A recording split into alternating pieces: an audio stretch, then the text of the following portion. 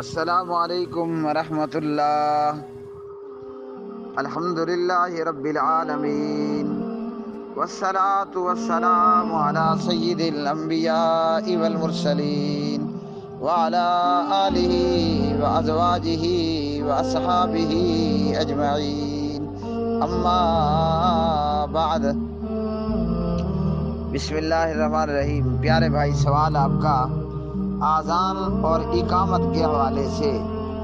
آذان کے کلمات جفت جفت اور اقامت کے کلمات تاک تاک، اسی طرح دوہری آذان۔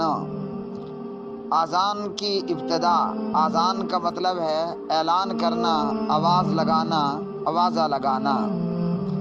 اذان کی ابتدا کچھ یوں ہوئی کہ جب پیارے نبی صلی اللہ علیہ وسلم اور آپ علیہ الصلاۃ والسلام کے اصحاب مکہ سے ہجرت کر کے مدینہ پاک تشریف لائے تو نماز کی ادائیگی کے لیے اور لوگوں کو نماز کے لیے بلانے کے لیے مشورہ ہوا کہ کیا کیا جائے کہ لوگ وقت پر نماز کے اوپر پہنچ پائیں اور باجماعت نماز ادا کی جا سکے۔ یاد رکھیے کہ ہر مسلمان عاقل بالغ مرد کے لیے ضروری ہے کہ نماز کو وقت پر باجماعت ادا کرنا۔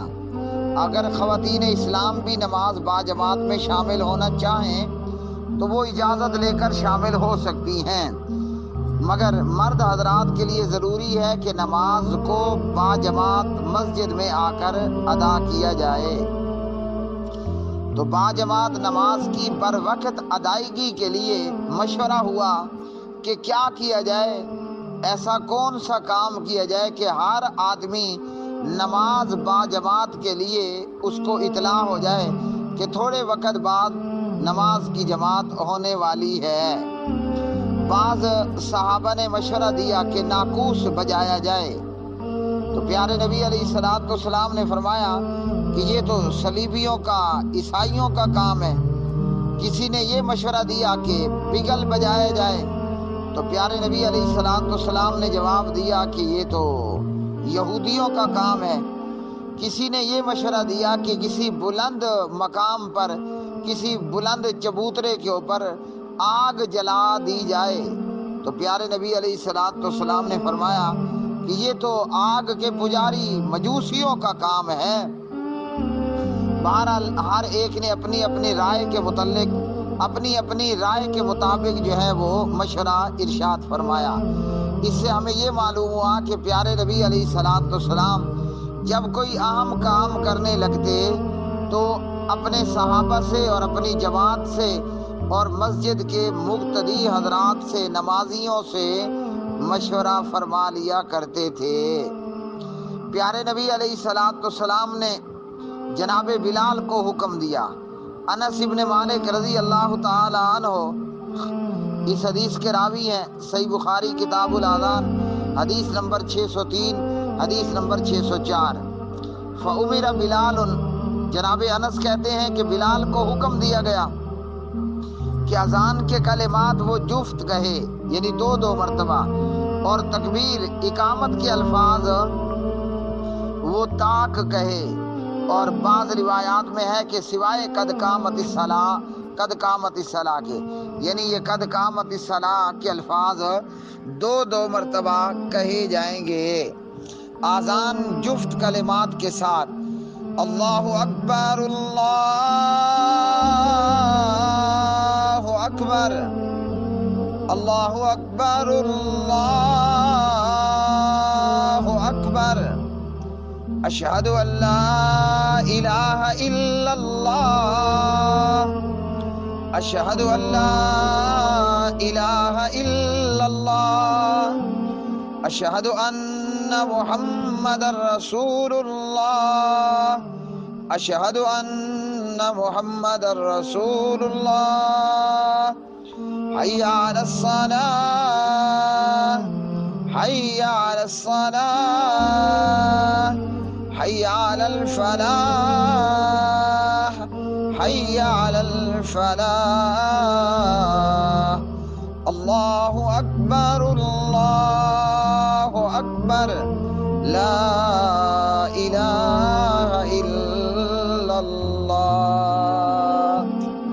تو پیارے بھائیوں، یہ ہے آذان، اور اقامت کے اندر یہ الفاظ طاق ہوں گے، اور قد قامت الصلاۃ، قد قامت الصلاۃ اقامت میں 2 مرتبہ ہوگا۔ یہ تو ہو گئی 4 وقت کی آذان، یعنی نماز ظہر کے لیے، نماز عصر کے لیے، نماز مغرب کے لیے اور نماز عشاء کے لیے۔ فجر کی آذان کے متعلق حضرت ابو محذورہ رضی اللہ تعالی عنہ راوی ہیں۔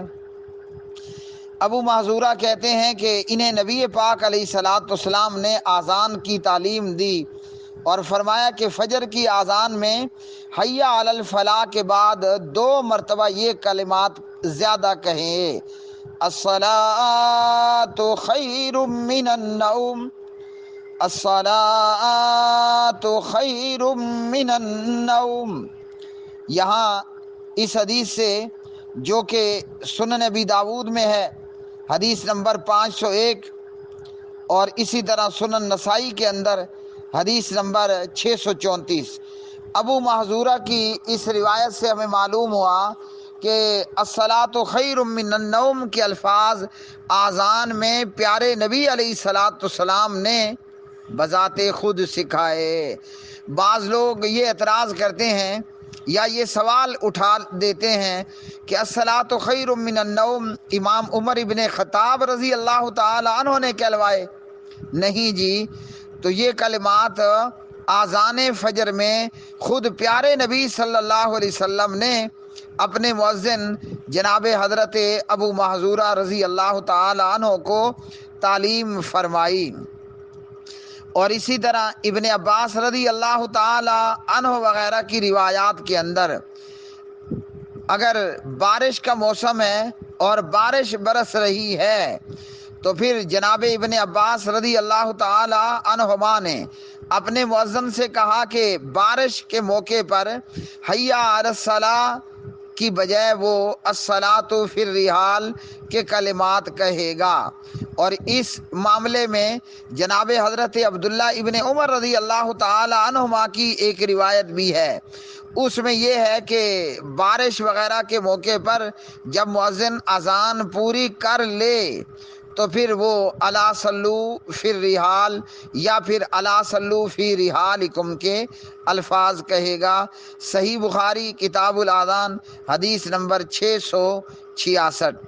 اقامت کے طاق کلمات اللہ اکبر اشہد ان لا الہ الا اللہ اشہد ان محمد رسول اللہ، حی علی الصلاۃ حی علی الفلاح، قد قامت الصلاۃ قد قامت الصلاۃ، اللہ